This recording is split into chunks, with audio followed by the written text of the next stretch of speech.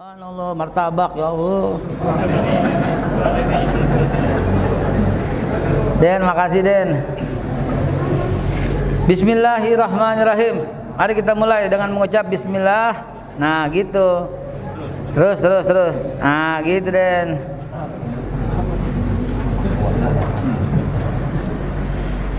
Baik, Bapak Ibu sekalian, tidak lama yang saya mau sampaikan. Izinkan saya buka ini ya, karena saya lagi berbicara ya. Ya Pak. Jangan dicontoh ya. Kalau Bapak lagi bicara ngomong banyak boleh dah ya. Dan tidak ada orang di sekitarnya. Kalau ada orang yang belum punya masker, tolong dikasih maskernya. Yang nggak punya, tolong dikasih maskernya. Ayo. Mana siapin maskernya. Panitia mesti respon. Yang masuk kemari harus cuci tangan atau pakai hand sanitizer. Setelah itu tidak perlu bersalaman dulu dalam musim seperti ini. Yang nggak pakai masker responsif, kasih maskernya. Jadi masjid mesti sediain masker. Silakan berjalan-jalan Pak, berjalan-jalan selalu riang gembira. Orang yang nggak pakai masker yang ku cari, ini dialah. Oh enggak, pakai semua pakai. Baik, alhamdulillah. Baik, dengan mengucap sekali lagi bismillahi, assalamualaikum warahmatullahi wabarakatuh. Alhamdulillah wa syukurillah ala nikmatillah, wassalatu wassalamu ala rasulillah sayyiduna Muhammad ibn Abdillah wa ala alihi wa sahbihi wa mawala. Ma'asyiral muslimin wa jumratal mu'minin rahimakumullah. Pada kesempatan kali ini izinkan saya menyampaikan maksud, visi, misi datang ke kota Lampung yang indah ini. Ke kota Lampung yang kaya akan coklat, yang kaya akan kopi, yang kaya akan Bhinneka Tunggal Ika, yang kaya ini semua. Izinkan saya menyampaikan maksud, visi, misi, tujuan ya, dari keliling seluruh pulau Sumatera. Sebelumnya udah keliling di Batam, kemudian keliling lagi di Kepri, kemudian keliling lagi di Pekanbaru. Pekanbaru ada hambatan. Kemudian keliling sekarang di Lampung. Setelah Lampung istirahat, kemudian di Medan. Setelah Medan ntar balik ke Palembang, Jambi, dan seterusnya. Kemudian di Pulau Jawa. Kenapa mesti keliling? Karena buat jaga Indonesia kita, saudara. Sebagai seorang yang memperhatikan sejarah, saya ya, dan keliling seluruh dunia, alhamdulillah ya, keliling seluruh dunia, alhamdulillah, summa alhamdulillah. Saya mengamati Islam di banyak negara cuma tinggal nama. Pantas kalau Rasulullah sallallahu alaihi wasallam bilang, sayati zaman 'alan nas la yabqa minal Islam illa ismuhu wa la yabqa minal Qur'an illa rasmuhu. Akan datang satu masa atas manusia di mana tidak ada lagi Islam kecuali tinggal namanya doang. Akan terjadi Pak, dan apa yang disampaikan Nabi pasti terjadi. Akan datang satu masa atas manusia, sayati zamanun 'alan nas la yabqa minal Islam, tiada lagi yang tersisa, yang kekal, tiada lagi dari Islam illa ismuhu, kecuali tinggal namanya doang. Dan itu terjadi di tempat-tempat sekitar kita. Di Singapura dulu kerajaan Islam namanya Temasek, tahun 1555, rajanya namanya Abdullah. Ya, mata uang yang berlaku dinar dirham. Bahasanya bahasa Arab. Lihat sekarang Singapura seperti apa? Kemana umat Islamnya? Hilang. Paling tinggal satu jalan yang Arab Street doang. Naik ke atas dikit Singapura ada kerajaan Islam namanya kerajaan Patani, Narasiwa. Gara-gara nggak memperhatikan Islam akhirnya hilang. Yang tinggal sekarang negara Thailand. Naik lagi sedikit ke utara ada kerajaan Islam yang namanya kerajaan Champa, di mana ulama-ulamanya luar biasa dakwah sampai ke Indonesia. Syekh Quro yang sangat terkenal itu dari Champa. Tapi sekarang hilang, habis. Tinggal negara Kamboja. Coba belok ke selatan sedikit Ada lagi kerajaan Islam di sana yang namanya kerajaan Rohingya dan Rohaya. Habis sekarang dibantai oleh Aung San Suu Kyi dan berubah kerajaan yang namanya Rohingya, suku asli itu, dan semuanya mayoritas beragama Islam. Akhirnya sekarang cuma tinggal menjadi Myanmar. Lagi ke selatan sedikit sana ada Sulu di sana.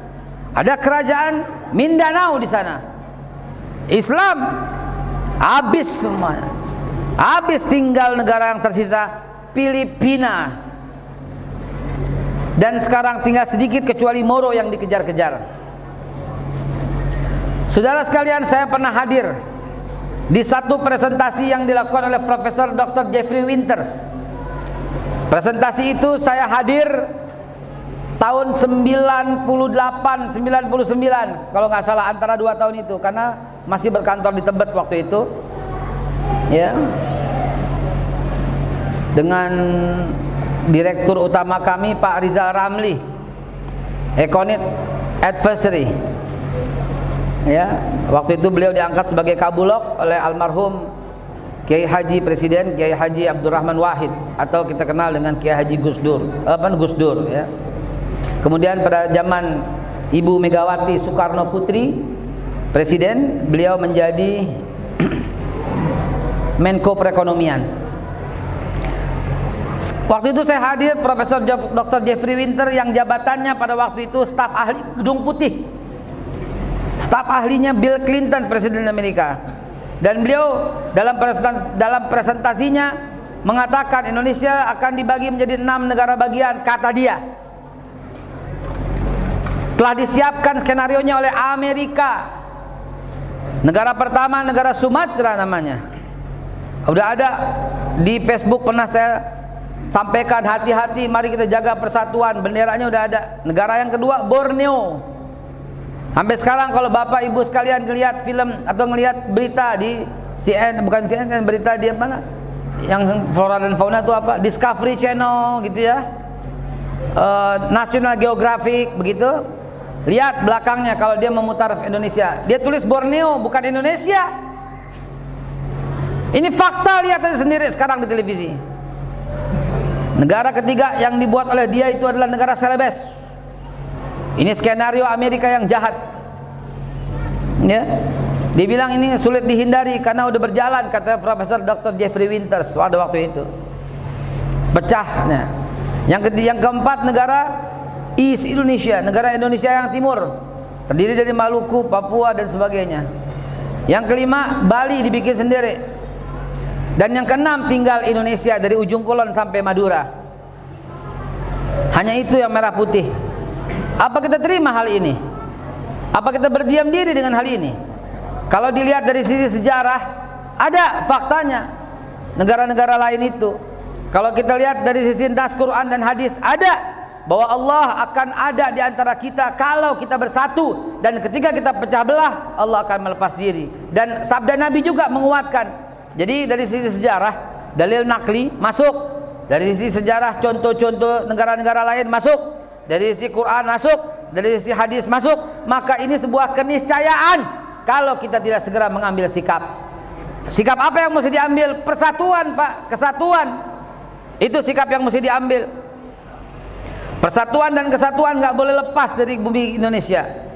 Dicengkram dengan kuat oleh kaki burung Garuda kita. Itulah Bhinneka Tunggal Ika. Itulah firman Allah, ayuhan nas, inna khalaqnakum min dzakari wa unsa wa ja'alnakum syu'uban wa qabailan lita'arafu inna akramakum indallahi atqakum. Begitu, Pak. Hai manusia, ya, aku, kata Allah, yang ciptakan lagi dari jenis laki-laki dan perempuan, laki-laki dan perempuan, dan kujadikan kalian bersuku-suku dan berbangsa-bangsa. Allah yang jadikan suku-suku dan bangsa-bangsa itu. Untuk apa? Untuk saling nyinyir. Untuk apa? Untuk saling maki. Untuk apa? Untuk saling fitnah. Enggak, lita'arafu, untuk saling kenal dan memenuhi rasa kasih sayang. Kenapa kita pisah-pisahkan?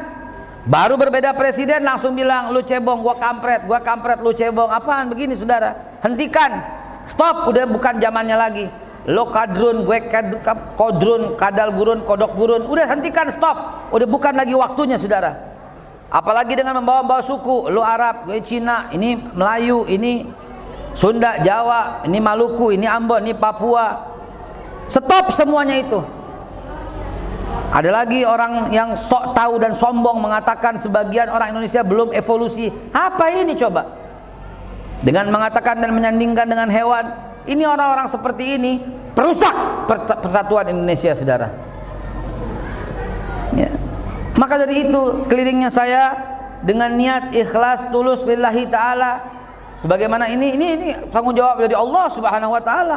Allah kasih nama yang baik dikenal, Allah kasih nama yang populer dikenal, Allah kasih kemampuan berbicara, Allah kasih kemampuan menghafal ayat dan Quran, hadis, Allah kasih kemampuan untuk ya di depan umum seperti ini. Ini tanggung jawab. Dikira gampang, dikira kalau ada undangan kita ngeles gitu, kita ngelari gitu, nggak dosa, nggak boleh.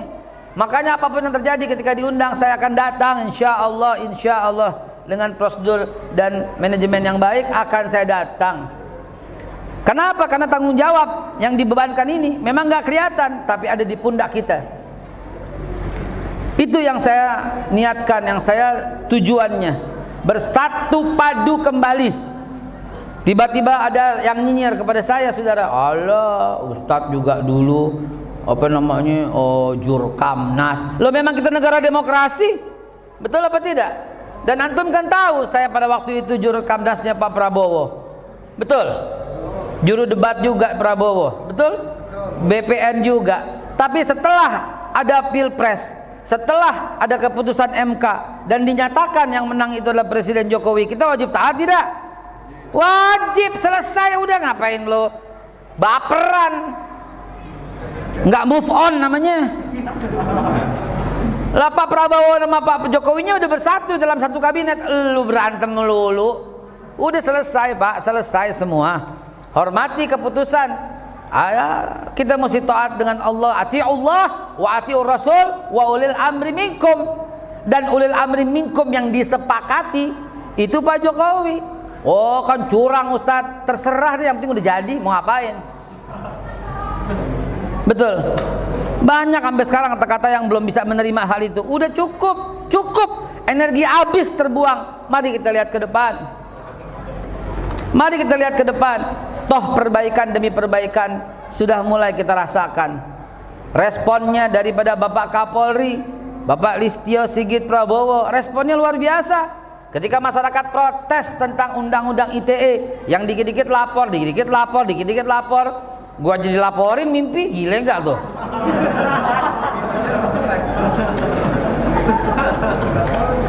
Responnya Pak Kapolri luar biasa. Tidak boleh yang laporin kecuali orang yang bersangkutan. Keren. Dan ketika dilaporkan diselesaikan dengan cara musyawarah, tabayun kalau kita bilang. Lalu kemudian diselesaikan dengan permintaan maaf dari yang melakukan hujatan itu. Kelar. Keren nggak? Keren. Dukung yang keren-keren. Jangan, enggak, ini kan enggak seagama. Siapa bilang saudara nggak baik begitu? Nggak baik begitu. Kita negara Pancasila, harus taat dengan apa yang dipimpin, apa yang diangkat, gitu, selesai udah. Ya, nih pakai masker sunnah kalau tahu ayatnya, taat Allah, Rasul dan ulil amri. Ulil amri perintahkan pakai masker. Anda pakai masker dengan niat mengamalkan Al-Quran, pahala nggak? Pahala. Begitu saudara. Selesai udah keributan, stop udah. Persatuan dan kesatuan itu yang penting sekarang. Kalau enggak, pecah Indonesia. Kenapa? Karena potensi disintegrasi sangat besar. Kenapa? Karena keberpihakan media massa. Lancar banget gue ngomong malam ini ya. Ya karena itu disertasi saya, salah satu disertasi saya tuh begitu. Judulnya tahun 92 ya, disertasi pertama. Keberpihakan media massa dan peranannya dalam menciptakan peluang disintegrasi bangsa. Tahun 99 tahun 2 tunggu deh. Waktu Mei kerusuhan 89 ya. 89 berarti tahun 90 deh. Kerusuhan 98 ya. Berarti tahun 99, tahun 2000 deh. Jadi 20 tahun yang lalu saya udah nulis. Kalau ada keberpihakan media massa, maka dia punya peranan dalam menciptakan peluang disintegrasi bangsa. Tuh dia saya udah tulis. Sekarang kejadian keberpihakan media massanya terlalu bablas anginnya. Setiap orang berhak akhirnya menghina dengan yang lain. Apalagi bukan cuma menghina, menuduh saudaranya kafir. Ini kafir, ini kafir, ini kafir. Menuduh saudaranya bid'ah. Ini bid'ah, ini bid'ah, ini bid'ah. Akhirnya membuat perpecahan di dalam. Buya Hamka almarhum, seorang ulama besar dari Muhammadiyah, ditunjuk oleh Presiden Soeharto ketika beliau habis dilepaskan dari penjara yang dipenjarain oleh rezim Soekarno pada zaman itu. Bung Karno yang memenjarakan Buya Hamka pada zaman itu, dan juga tokoh-tokoh yang lain. Ada Safruddin Prawira Negara, ada Isa Ansori Nasution, ada Gayo Hasbullah, ada tokoh-tokohnya itu ya, ada Nasir, Muhammad Nasir, itu semua masuk penjara dan dibebaskan oleh Pak Harto ketika berkuasa tahun 67 tahun 68. Kemudian berangkat haji sebagai hadiah pakai kapal laut. Maka karena Buya Hamka Amirul Hajj, maka Buya Hamka jadi imam, dan kebetulan sholatnya sholat subuh. Sebagaimana kita tahu ya, Muhammadiyah ini organisasi ya, bukan aliran ya, organisasi ya. Dan Muhammadiyah adalah Ahlus Sunnah wal Jamaah, salah satu paling awal yang mencerdaskan bangsa dan mengusir penjajah. Terbukti dari ditangkapnya Kiai Haji Ahmad Dahlan. Akhirnya Buya Hamka sholat, dan kebetulan sholatnya subuh. Ketika rakaat kedua, Buya Hamka i'tidal, sami Allahu liman hamidah, Rabbana walakal hamd, Rabbana lakal hamdu milus samawati ila akhir. Lalu Buya Hamka langsung sujud. Tidak. Padahal ini Buya Hamka kita tahu salah satu pendiri dan tokoh Muhammadiyah. Bukan tokoh ya, bukan pendiri, tokoh besar ya, pendirinya tahun 1912 ya. Tokoh Muhammadiyah. Tidak. Buya Hamka habis sami Allahu liman hamidah, langsung angkat tangan, Allahumma hdina fi man hadait, wa afina fi man afait, wa tawallana fi man tawallait, sampai selesai. Kemudian setelah salam, orang-orang yang di belakang Buya Hamka bertanya, wahai Buya, saya sholat di belakang Buya bertahun-tahun dan tidak pernah Buya mengajarkan dan mencontohkan kunut. Kenapa hari ini Buya pakai kunut? Apa jawaban Buya Hamka? Ketahuilah kamu, karena di belakang kita bermakmum Kiai Haji Idam Khalid, ketua PBNU zaman itu. Dan kita tahu karena NU adalah pakai kunut, bahkan kalau nggak pakai kunut sujud sahwi. Saya sampai sekarang kunut, nggak kunut saya sujud sahwi. Saya sampai sekarang tetap tahlilan.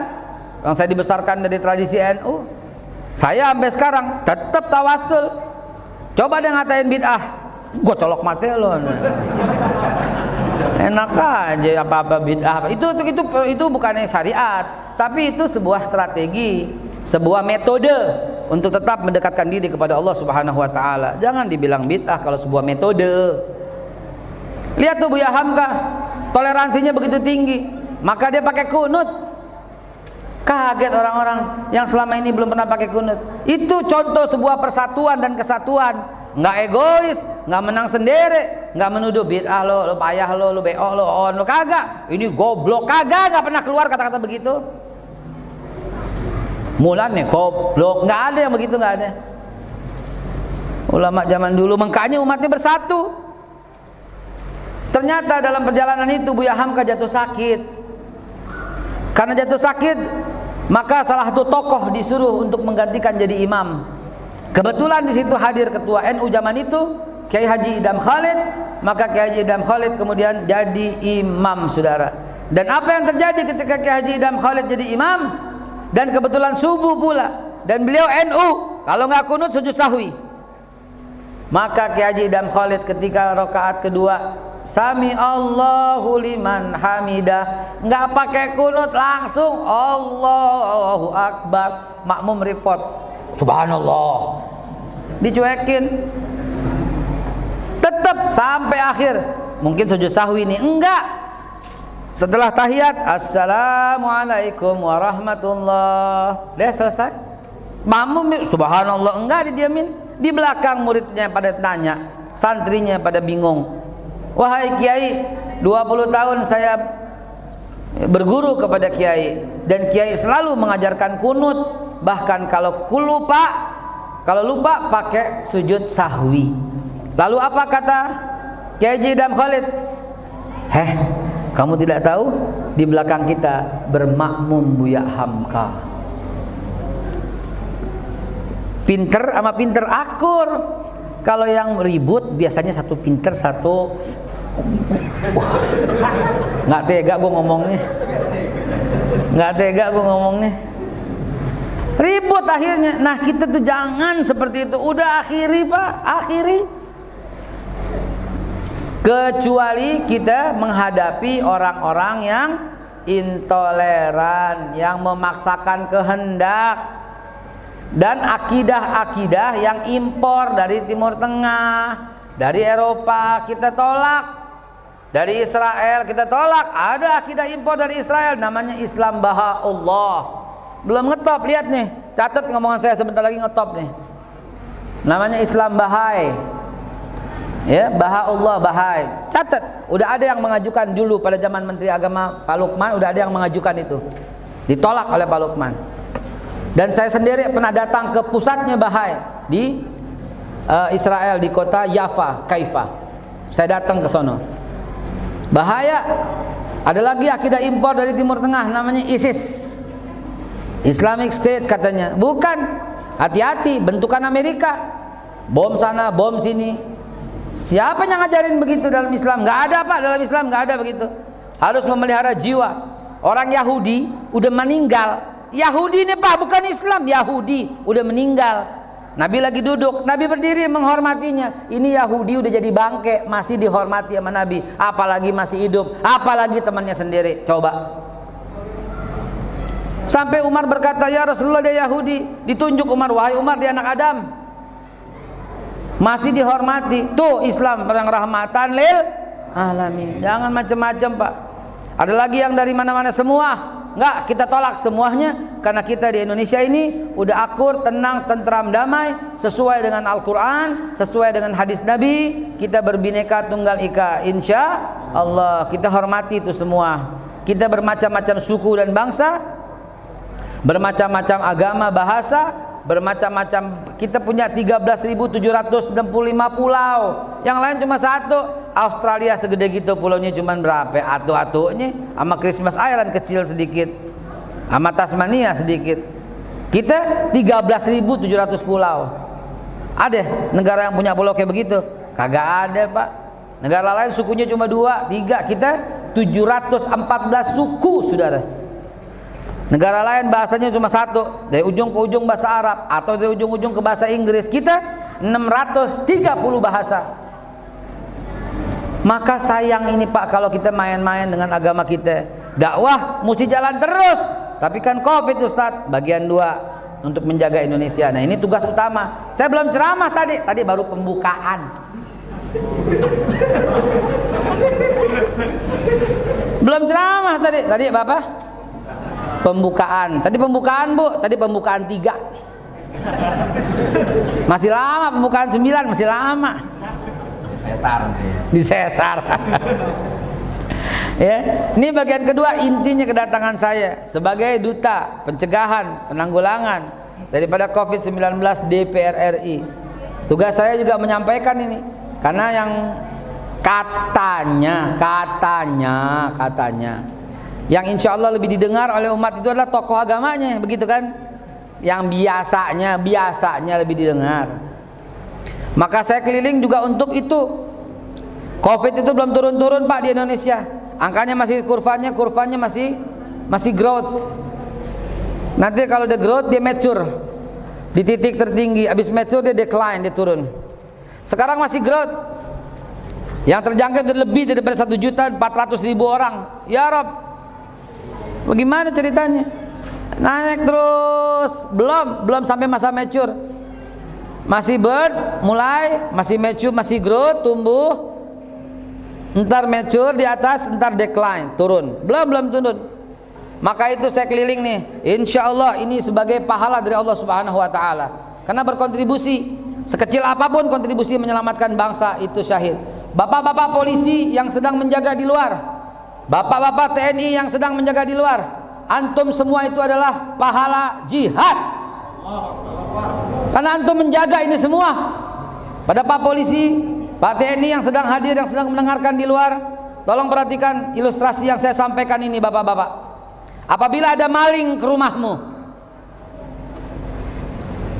kemudian kau pertahankan harta bendamu, karena itu untuk istri dan anakmu, kau pertahankan harta bendamu, malingnya bawa senjata dan membunuh anda, bagaimana status anda di hadapan Allah? Syahid. Kenapa? Karena mempertahankan harta benda yang halal untuk anak dan istri. Bagaimana kalau umpamanya untuk jaga rumah aja mendapat pahala syahid, bagaimana dengan menjaga negara kesatuan Republik Indonesia, saudara? Coba pikirkan itu. Jadi ini Pak Lurah yang hadir. Mana Pak Lurah? Ada nggak Pak Lurah? Pak Lurah? Ada. Pak Camat hadir, Pak Camat. Pak Camat. Pak RW dah, Pak RW. Pak RW. Depan ada. Pak RT dah, Pak RT. Pak RT. Oh ada. Ya Allah, kirain Pak RT gak ada juga, nangis gua. Ya jadi hadirin sekalian dimuliakan Allah, itu loh. Jadi orang-orang yang seperti bapak-bapak polisi dan Pak TNI ini, yang malam-malam masih keluar, seharusnya di rumah tapi dia menjaga ini, jangan dikira Pak, emang pahalanya kalah sama kita yang sholat di masjid. Belum tentu. Mereka menjaga, ya, mereka menjaga agar jangan sampai COVID ini menyebar. Dan ketika kita mengadakan ini dan beliau mengizinkan, itu kita yang tahu diri. Jaga jarak dong, jangan berkerumun seperti ini, pakai masker dong, gitu ya. Pengap Ustadz, mendingan pengap sekarang daripada pengap di kuburan. Ya, bukan saya ngancem, bukan, tapi COVID mesti hilang dari bumi Indonesia agar kita bisa lagi dagang, betul? Agar kita bisa lagi usaha, agar semua kehidupan itu menjadi maju kembali. Jalankan Pak, itu sunnah Nabi.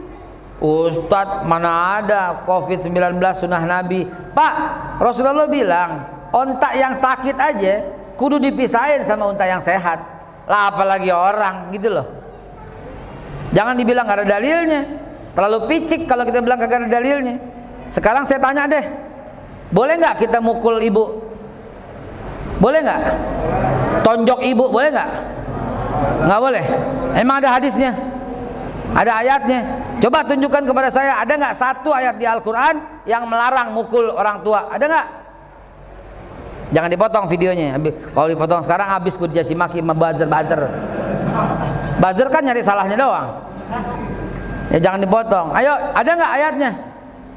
Nggak bakal ketemu. Terus boleh gitu mukul orang tua? Ngomong aja mesti qaulan ma'rufa. Bahkan fala taqul lahuma uffin. Janganlah berkata tuh. Berkata aja nggak boleh, apalagi mukul. Itu loh. Kalau agama cuman belajarnya dari YouTube ya begitu jadinya. Kiainya Facebook, ya susah udah. Baca hadis cuma sepotong. Rasulullah makan dengan tangan 3 jari. Betul hadisnya, tapi karena nggak belajar dari guru, nggak dicontohin, nggak dikiasin, akhirnya makan bubur ayam 3 jari, nggak dapat apa-apa loh. Iya, lagi cakwe lagi.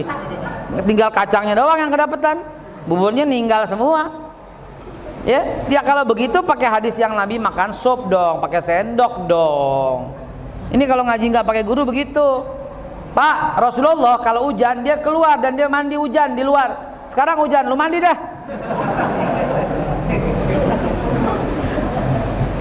Kenapa? Hadisnya sahih Pak.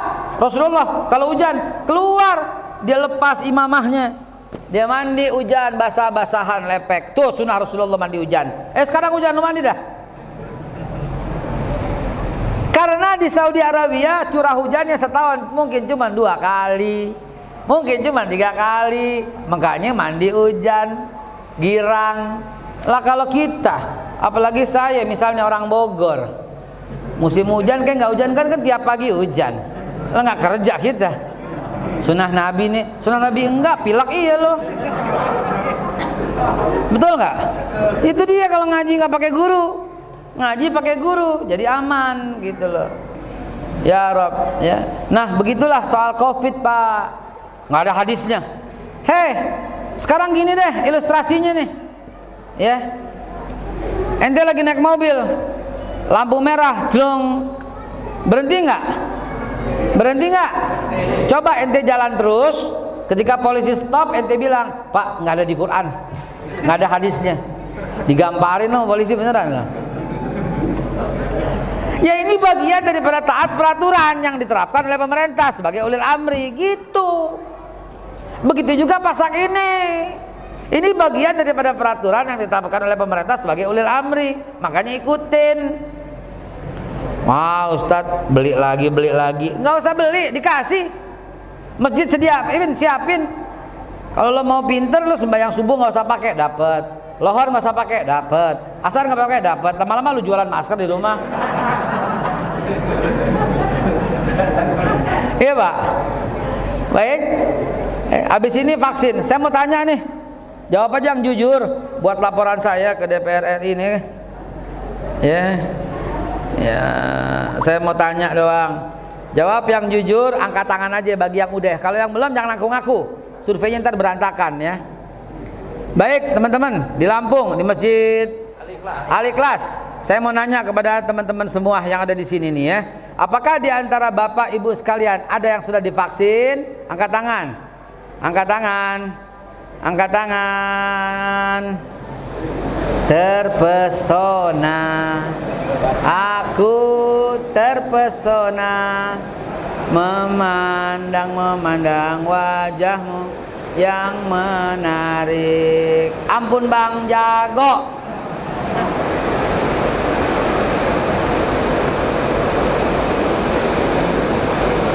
Sallu ala Nabi Muhammad. A'udzu bikalimatillahi tammati min syarri ma khalaq. Bismillahirrahmanirrahim. La yadurru ma'a ismihi syai'un fil ardi wa la fis sama' wa huwas samiul alim. Allahumma shalli ala sayyidina Muhammad wa ala ali sayyidina Muhammad bi'adadi man shalla alaihi wa shalli ala sayyidina Muhammad wa ala ali sayyidina Muhammad bi'adadi man lam yushalla alaihi wa shalli ala sayyidina Muhammad wa ala ali sayyidina Muhammad kama amartana bis salatu alaihi wa shalli ala sayyidina Muhammad wa ala ali sayyidina Muhammad kama yanbaghi lis salatu alaihi wa shalli ala sayyidina Muhammad wa ala ali sayyidina Muhammad kama yuhibbu an yusalla alaihi. Allahumma hawalaina wa la alaina. Allahumma hawalaina wa la alaina. Allahumma hawalaina wa la alaina. Allahumma anzil rahmataka fi hadzal matar. Anzil rahmataka fi hadzal matar. Anzil rahmataka fi hadzal matar. Amin ya Allah ya rabbal alamin.